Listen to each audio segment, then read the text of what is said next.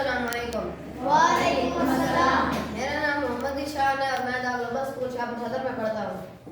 पिछले हफ्ते मैंने कैडेट कॉलेज सरगोदा का टेस्ट दिया, तो आज मैं उसके बारे में आपसे कुछ बातें करना चाहता हूँ। सबसे पहले टेस्ट पे आ जाते हैं। टेस्ट देने के लिए आपने एक तो टेंशन नहीं लेनी, दिमाग को स्ट्रेस नहीं देना, पूरा फोकस पढ़ाई की तरफ रखना है और होश आवाज में सारा अपना टेस्ट करना है, सारा गौर करना है टेस्ट पे। अगर टेस्ट के बाद इंटरव्यू के लिए आपने अपना कॉन्फिडेंस बिल्ड करना है, सारा ध्यान अपने आप पे यकीन रखना है। अगर इंटरव्यू जो आप इंटरव्यू ले रहे हैं, आपको कोई सवाल पूछता भी है, आपको नहीं आता, तो सिंपल सा उसे सॉरी कह देना है और अपना कॉन्फिडेंस लूज नहीं करना और उसकी आंखों में आंखों डाल के देखना है।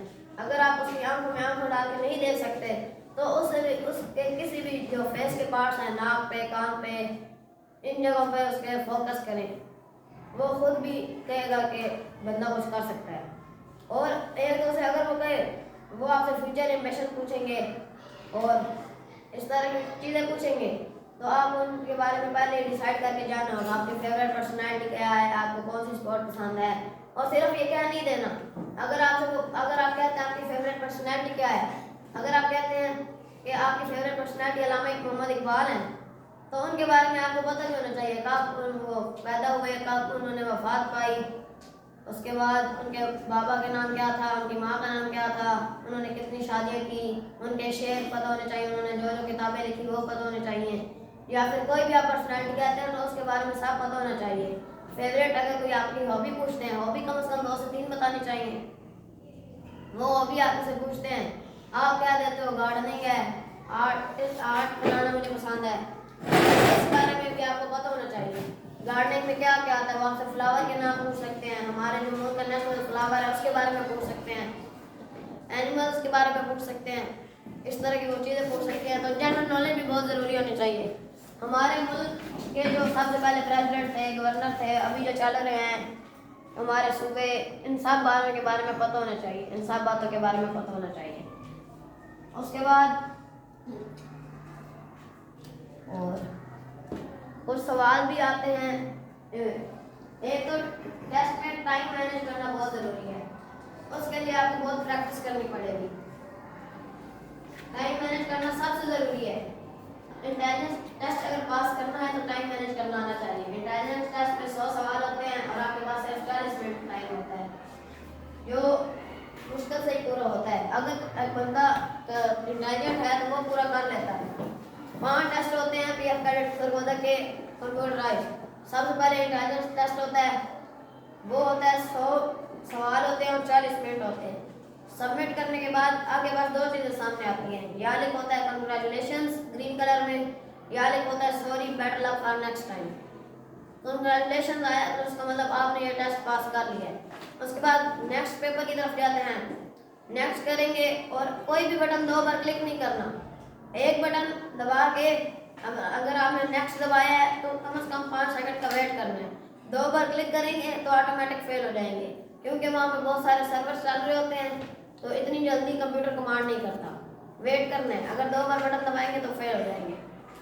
नेक्स्ट टेस्ट करना है तो फिर साइंस का आ जाता है, उसमें 30 सवाल होते हैं, 30 मिनट का टाइम होता है। ज़्यादातर वो जो मैंने टेस्ट दिया है उसमें ज़्यादातर एटम्स और फिजिकल चेंज, केमिकल चेंज, इन 2 चीज़ों पर ज़्यादा फोकस था उसमें। मैथ का आ जाता है, मैथ में बोर्ड मार्क्स रूल था और सिंपल से क्वेश्चन भी थे, बहुत आसान थे। बोर्ड मार्क्स डी मार्क्स के जरिए करने वाले थे, उसमें भी 25 मिनट होते हैं, 25 सवाल होते हैं। इंग्लिश के बारे में आ जाते हैं, इंग्लिश में प्रपोजिशन आने चाहिए, पार्ट ऑफ स्पीच आने चाहिए और एडवर्ब्स आने चाहिए, ये चीज़ें हैं इंग्लिश में। डायरेक्ट, इनडायरेक्ट थे, एक्टिव वॉइस, पैसिव वॉइस भी थे, फिल इन द ब्लैंक्स थी। उसके बाद आ जाता है उर्दू का पेपर, लास्ट टेस्ट, सबमिट हर एक करना होता है टाइम पे। उर्दू का आ जाता है, उसमें हमारे पास 15 मिनट होते हैं और 15 सवाल होते हैं। जो मैंने टेस्ट दिया है इस बार, उसमें सारे के सारे मुहावरे थे, मुहावरात के मायने लिखने थे। वो करने के बाद सबमिट करके अगर आप क्लियर हो जाते हैं, अब सबमिट करते हो तो आपके पास टेबल आ जाता है, उस पर सब्जेक्ट का नाम और कलर वो होता है, ग्रीन कलर हो जाता है जो आपने कर दिए होते हैं पास। अगर आपके 5 ग्रीन हो जाए, 5 टेस्ट आपके हो जाए पास, कमांडो ऊपर घूम रहे होते हैं, हाथ खड़े करेंगे वो आ जाएंगे, बोलना नहीं होता। उनको بتائیں گے تو پھر وہ آپ کا جو پیپر ہوتے ہیں آپ کے ڈاکومنٹس ان پہ اپنی اسٹیمپ لگا کے اس کے اوپر چھوٹی سی اسٹیمپ لگاتے ہیں, بلو کلر کا اسٹار دیتے ہیں, بریکٹ میں بلو کلر کا اسٹار ہوتا ہے. اس کو لے کے پھر جہاں سے رجسٹریشن کروائی ہوتی ہے وہاں پہ دوبارہ جانا ہوتا ہے, ادھر سے ویریفائی کروانا ہوتا ہے. ویریفائی کروانے کے بعد ساتھ ہی ایک ڈاکومنٹ پرنٹنگ والی شاپ ہوتی ہے, وہاں سے ہم نے پرنٹ نکلوا کے انٹرویو کے لیے چلے جاتے ہیں. انٹرویو کے لیے ہال ہوتا ہے, وہاں پہ سارے بیٹھتے ہیں جو پاس ہوئے ہوتے ہیں. جو فیل ہوتے ہیں وہ ان کے جو بچے فیل ہو جاتے ہیں ان کے اسٹیمپ پہ 3 اسٹار ریڈ کلر کے دے دیتے ہیں اور ان کو گھر بھیج دیتے ہیں. انٹرویو دینے کے بعد انٹرویو لیتے ہیں وہ افسر. اس کے بعد ہم نے جانا ہوتا ہے میڈیکل کے لیے. اس میں انٹری کروا کے ہمیں پہلے وہ فارم دیتے ہیں, وہ فارم ہم سے فل کرواتے ہیں. فارم دے کے ہم سے فل کروا کے ساری چیزوں کو لکھواتے ہیں, وہ خود لکھنی ہوتی ہیں. رجسٹریشن نمبر ڈالنا ہوتا ہے, جس لکھ ہوتا ہے CNIC نمبر لکھنا ہوتا ہے, خود غلطی نہیں کرنی ہوتی, کٹنگ بھی نہیں کرنی. اس کے بعد بچے ہوتے ہیں ان کا میڈیکل لیتے ہیں. میڈیکل میں صرف وہ چیک کرتے ہیں پہلے میڈیکل میں جس دن ٹیسٹ والا تھا, آپ کی ہائٹ کتنی ہے, آپ کا ویٹ کتنا ہے, سٹنگ ہائٹ کتنی ہے اور آئی سائٹ کلر بلائنڈنس تو نہیں ہے. پھر وہ آپ کو انسٹرکشن دیں گے اگلے دن کس ٹائم پہ آنا ہے, کس وقت آنا ہے, کہاں پہ آنا ہے, کیا کپڑے ڈال کے آنے ہیں. اگلے دن جائیں گے تو پھر آپ کو دوبارہ میڈیکل لیں گے, اس میں آپ کی آئی سائٹ اور چیک کریں گے وغیرہ. اس کے بعد آپ کو ویٹ کروائیں گے 1 گھنٹہ یا گھنٹہ یا 15 منٹ جتنا ٹائم لگے. اس کے بعد ایک کمانڈو آئے گا, اناؤنسمنٹ کرے گا, جو فٹ ہوئے ہوں گے ان کو پہلے باہر نکال دے گا, جو ریفر ہوں گے, جو انفٹ ہوں گے ان کو اسی وقت باہر نکال دیں گے. جن کی ہائٹ زیادہ ہوگی یا وزن بہت زیادہ ہوگا, ہائٹ کلر بلائنڈنس ہوگی تو وہی سے ان کو واپس بھیج دیں گے. جو ان کے بعد ریفر کر دیں گے. ریفر کریں گے تو آپ کو بتائیں گے کسی بھی نزدیکی ہاسپٹل, CMS یا PF والوں ہاسپٹل, ادھر جا کے ڈاکٹر سے ملنا ہے. ڈاکٹر بھی بتائیں گے سرجن ہونا چاہیے, آئی اسپیشلسٹ ہونا چاہیے, ENT ہونا چاہیے. اس ڈاکٹر سے مل کے اس سے بات کرنی ہے. اگر وہ کہہ دے گا یہ مسئلہ ٹھیک ہے, اوپر وہ اسٹیمپ لگا کے فٹ کر کے سائن کر دے گا. اگر سائن کر دیتا ہے تو انہوں نے ہمیں ٹائم دیا ہوتا ہے. اب جیسے کہ میرا جمعرات والے دن ہوا تھا میڈیکل, میں ریفر ہوا تھا تو اگلے جمعرات تک میرے پاس ٹائم تھا, تو ہم نے وہ کروایا, ڈاکٹر سے فٹ ہو گئے تو اگلے جمعرات کو ان ٹائم دیا ہے, اسی ٹائم پہ ہم نے وہ ریفر فارم جمع کروا دیا. اس کے ہونے کے بعد پھر وہ کہتے ہیں میرٹ لسٹ لگے گی, وہ جمع کروا کے بس آ جانا ہوتا ہے. اس کے بعد میرٹ لسٹ کا ویٹ کرنا ہوتا ہے. میرٹ لسٹ کا ویٹ کریں گے, میرٹ لسٹ آ جاتی ہے, وہ کالج والوں کی ویب سائٹ پہ آتی ہے میرٹ لسٹ. میرٹ لسٹ آنے کے بعد پھر آپ کے انٹرویو سٹارٹ ہو جاتے ہیں. فائنل انٹرویو لاہور کے CMS میں اپنا میڈیکل کروانا ہوتا ہے.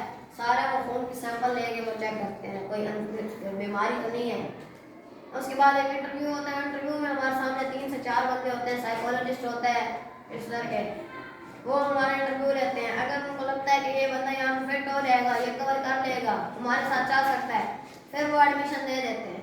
ایڈمیشن دینے کے بعد ان کے ہاسٹل میں ہوتا ہے, ادھر ان کا کھانا بھی ہوتا ہے, ادھر ہی رہ کے پڑھاتے ہیں. 5 سال پڑھاتے ہیں. 5 سال پڑھانے کے بعد 9 مہینے ٹریننگ دیتے ہیں.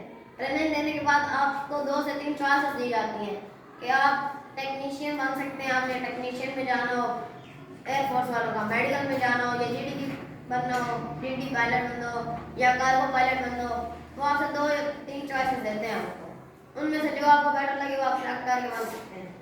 بس.